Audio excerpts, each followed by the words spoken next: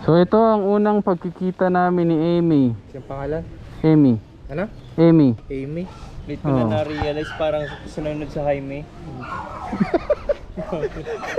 Kaya wala Amy? tinatanong. Ako ang pangalan ni iyong Jaime? magiging bagong amo. Ay, co-owner lang pala. Kasi ang anak ko ang iyong magiging amo. Ano lang ito? Original.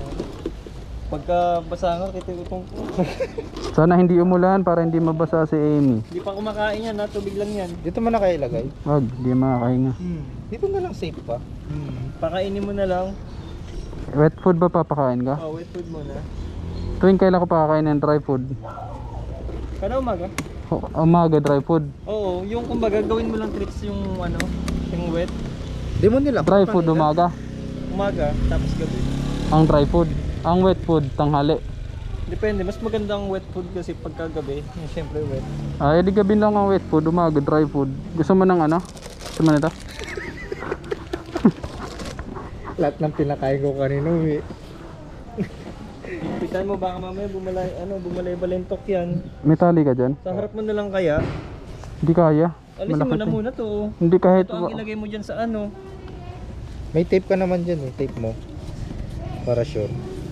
Wait lang, wait lang. Wait nga. Ano ba kasi mag-aalaga to? Amy, okay ka lang dyan? Dito, ganyan? Hindi kaya oh. Ito itong strap. Ianuhin. Ah, pwede naman. Dito ka na. Ha? Ang cute. Ganun lang din naman ginawa mo. Paano papaliguan yung mga pusa? Ano lang, maligam. Hindi yan, ano? Hindi nagagalit. Pinapaliguan. Maligam-gam lang na tubig. Yung strap. Pasok mo lang. Pasok mo itong strap. Ay, yung rubber. Sirahan ko na. Hindi ko kaya. Ayan, ganyan. Ayan. Hindi ka naman nalulungkot. Malulungkot ko, tuwa nga ako. Pera yan eh. Siyempre, parang napakawalang puso mo naman. Di ka nalulungkot. Para kayong walang pinagsamahan ni Amy. Sino? Amy. Amy. Amy the Jaime. Amy. Higpit pa, ito oh. Hindi pa nakahigpit to. Luwang. Tape Buksan mo na mo, lang buksan. kasi may tape ka man dito. Tape mo na Pinapahirapan lang. mo sarili mo. Buksan, buksan. Sabi mo nga may tape eh.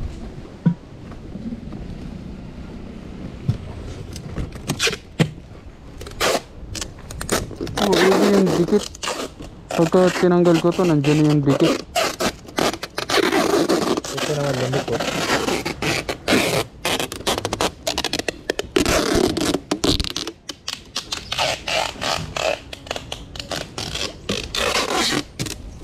Ano?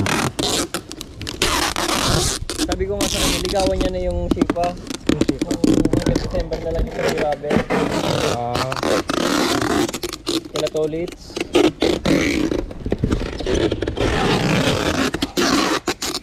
Wala, logo daw yung B-rubber eh. Sa kanya na nga galing, bumubukol daw yung ano. Bumukol talaga. Pinakita niya sa akin. Bumukol eh. Issue talaga ng B-rubber yun. Sa mitas naman pumuputok.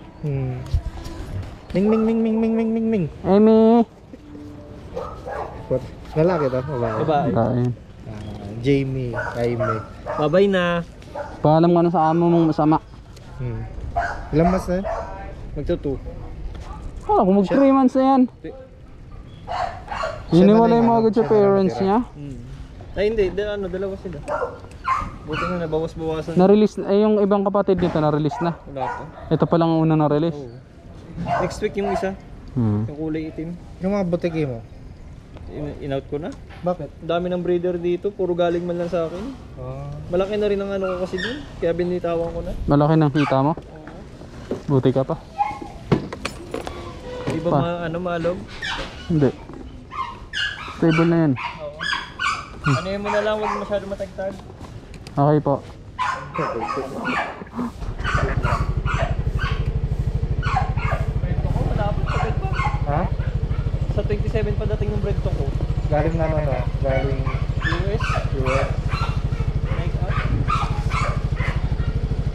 Ano?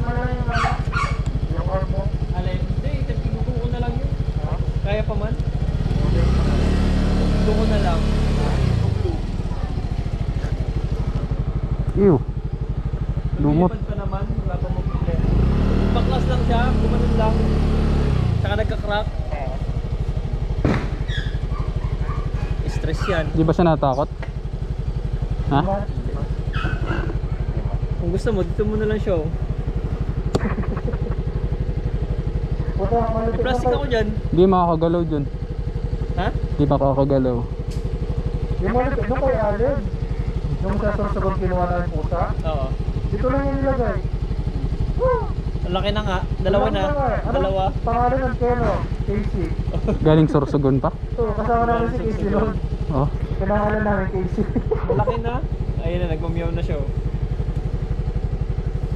Don't worry. Ano na, sige, kayo.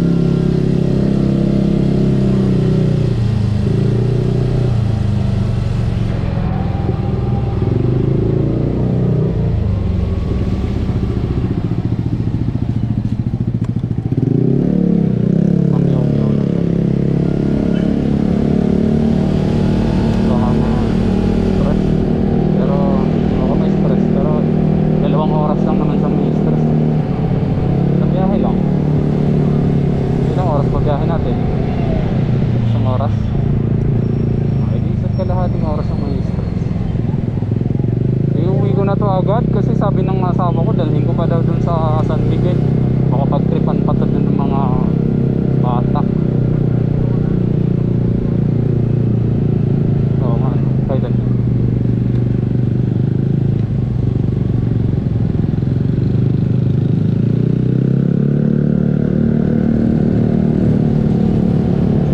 yung mga bayaw ko hilig nang magkatay ng aso. Bad trip ako kapag kapag nagkakat. Oo. Kasi ako sa hayop eh. Meron akong meron aso sila dati na masungit, laging tumatahol. Nung tumira ako sa kanila, inalagaan ko 'yon, pinapakain ko, pinapaliguan. Naging mabait 'yon. Hindi na ako tinatahol noon, naging malambing sa akin. Tapos ginagala ko siya tuwing umaga. Kami jogging kami. Tayo malaman ko isang araw inatay kasi birthday ng bilas ko. Wala naman akong magawa kasi hindi naman yun akin. Sabi ko nga sa asawa ko, kung alam ko lang nakakatay nila binigyan ko na lang sila ng pera, bumili sila ng pulutan. Kaya bad trip ako nun eh.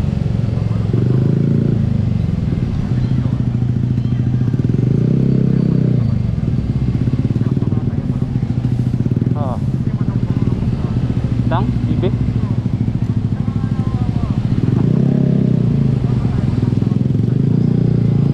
Manok, nakaranas na magkata ng manok. Ako manok, 2 beses pa lang. Nung una nakakaawa. Nakakaawa talaga. Nakakakonsensya pa. Parang matutulala ka niya ng ilang oras. Kahit manok lang. Pero kapag nakain mo na, wala na. Magpasensya mo.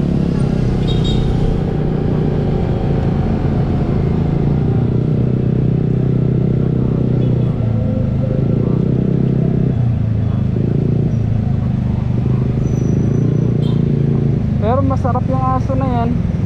Kasi nung binata ako, nung wala pa akong pakialam sa mga hayop, ginagawa namin pulutan yan. Parang matigas pa ang puso ko nun. Oo, maiting nga ang niyan eh, karne. Oo.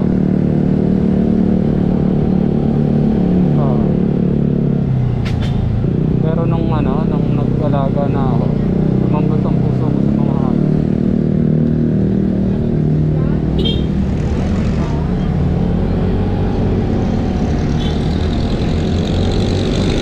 Kailangan ipantayan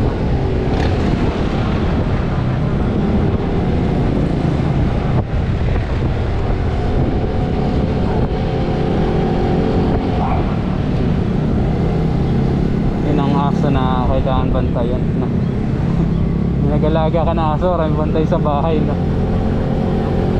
Siya pala babantayan. Kano? Para saan? Nandun naman si Tebe. Ah, sinong Kim ba?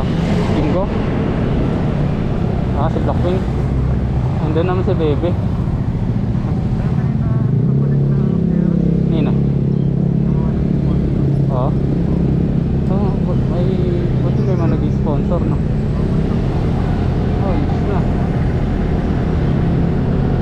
Panggas.